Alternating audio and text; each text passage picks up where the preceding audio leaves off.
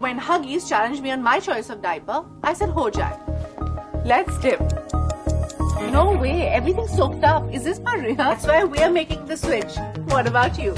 Like Sonam, 9 out of 10 moms recommend Huggies for newborns. Indian institute of technology Guwahati IITG ने सिफारिश की है कि भारी लोड किए गए वाहनों को उमियम डैम ब्रिज पर गुजरने की अनुमति नहीं दी जानी चाहिए, क्योंकि अब इस ब्रिज की भार उठाने की क्षमता बिल्कुल खत्म हो चुकी है और इस पर से भारी वाहनों को गुजरने की अनुमति देना जोखिम को न्योता देने के समान होगा और ट्रकों पर लोड किए हुए सामानों का अधिकतम अनुमेय भार 15 मीट्रिक टन से अधिक नहीं होना चाहिए। इस रिपोर्ट के बाद east Khasi hills district magistrate Rosetta Mary Kurbah ने शिलोंग से 15 टन के भार से अधिक भारी वाहनों को उमियम डैम से आने और जाने पर रोक लगा दिया है।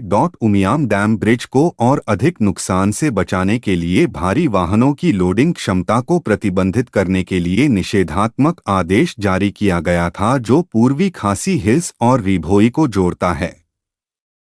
आदेश के अनुसार 15 टन के भार से अधिक के भारी वाहनों को मोरंगकने के माध्यम से शिलोंग बाईपास से होकर गुजरने का आदेश दिया गया है।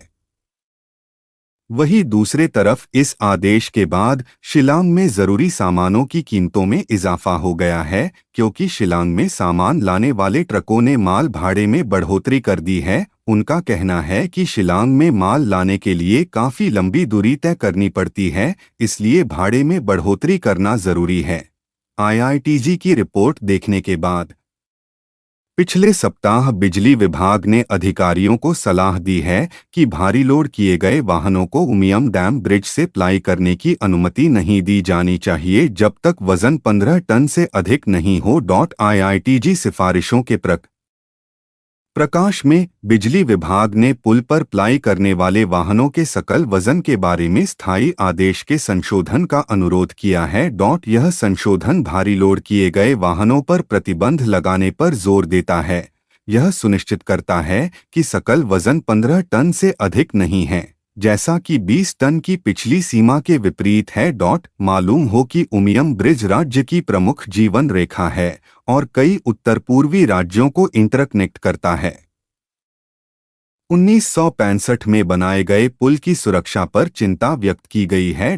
उमियम ब्रिज के कंक्रीट गुरुत्व बांध की स्थिति का आकलन करने के लिए ट्रैफिक की स्थिति और कंपन माप पर एक अध्ययन केंद्रीय जल और बिजली अनुसंधान स्टेशन CWPRS पुणे और जल संसाधन मंत्रालय, नदी विकास और गंगा कायाकल्प द्वारा आयोजित किया गया था।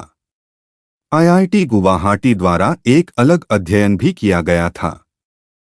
अध्ययनों में पाया गया कि कंपन अभी भी नियंत्रण स्तर की सीमा के तहत था।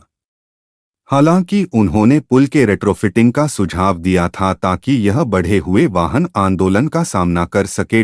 मई 2022 में मेघालय उच्च न्यायालय ने राज्य सरकार को निर्देश दिया था कि वे national highways authority of India NHAI और बॉर्डर रोड्स ऑर्गेनाइजेशन ब्रो द्वारा सुझावों के बाद उमियम ब्रिज पर 10 मीट्रिक टन से अधिक के भार को ले जाने वाले वाहनों पर प्रतिबंध लगा दें। मौजूदा पुल वर्तमान ट्रैफिक लोड को सहन करने में सक्षम नहीं हो सकता है।